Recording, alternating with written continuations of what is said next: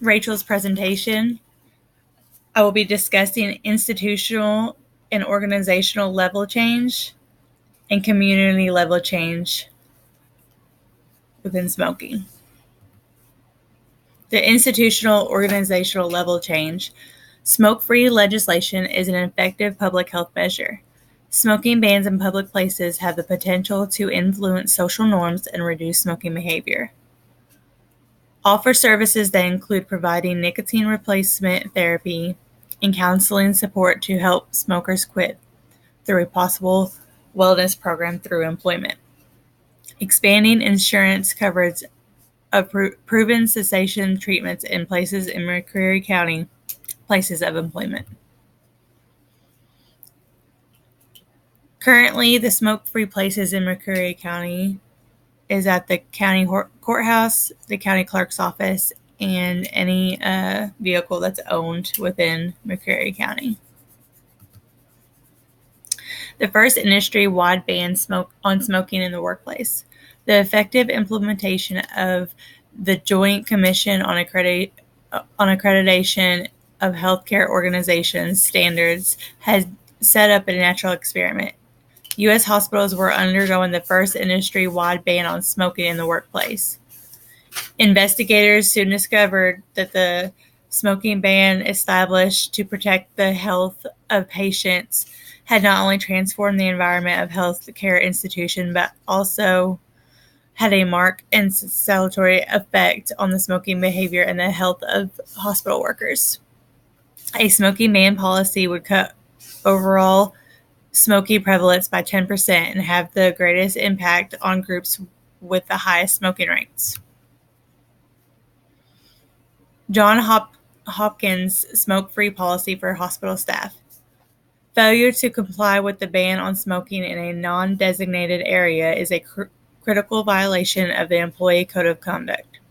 In the same category as deliberate inattention to patient care, the falsification of records, and the unauthorized possession of a deadly weapon.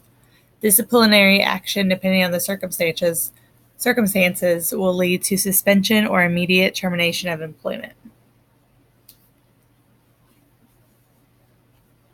It says no smoking anywhere in the hospital. For the health of our patients and staff, there is no smoking anywhere in the hospital. Thank you for your cooperation.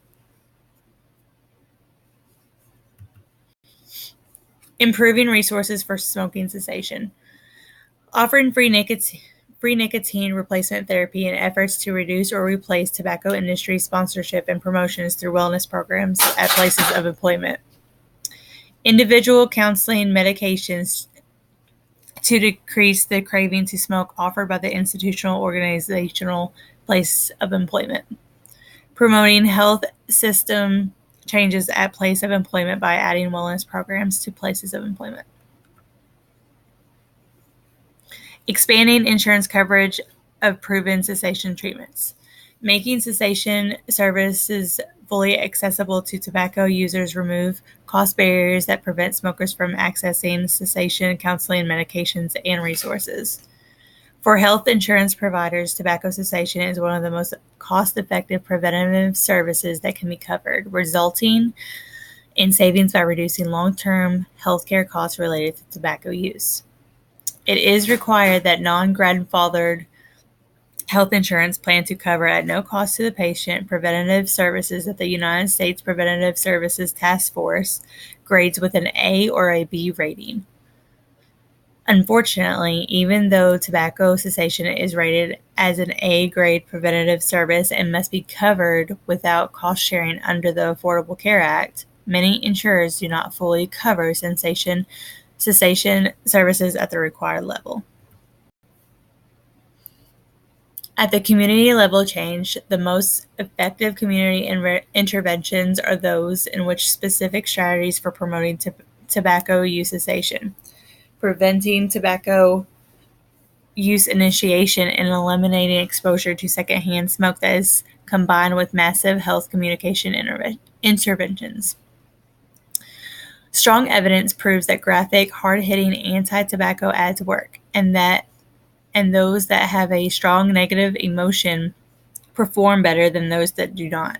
Hard-hitting media campaigns are not only effective at promoting quitting attempts, they also reduce youth initiation. This proves that this is an evidence-based theory. Media advertisements of smoking. Smoking interventions include the ability to target specific audience through media and social platforms such as online videos, the internet, smartphone, and tablet applications. Social media platforms such as Twitter and Facebook have showed improvements in how messages are developed. To better communicate with target audiences and allow for relevant, credible messages to be shared more broadly with the target audiences of the true harm of smoking. The TIPS campaign was the first ever federally funded national media campaign aimed at reducing smoking.